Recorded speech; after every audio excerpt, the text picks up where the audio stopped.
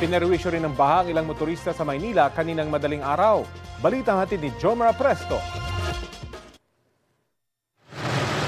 Binaha ang ilang kalsada sa lungsod ng Maynila pasado alauna ng madaling araw kanina sa Espanya Boulevard, kanto ng Antipolo Street hanggang tuhod ang baha. Ang ilang residente enjoy sa pagtatampisaw kahit madaling araw. Ang mga motorsiklo nahirapan sa pagtawid. May ilang taxi namang nagpumilit na lumusong sa baha.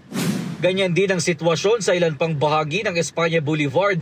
Ang mga motoristang hindi makaabante, pinili na lang bumalik. May ilan naman na naglakas loob na suungin ng baha. Gutter deep naman ang baha sa bahagi ng Taft Avenue, corner UN Avenue. Bumaha rin sa Abad Santos, kanto ng Solis Street sa Tondo, Maynila.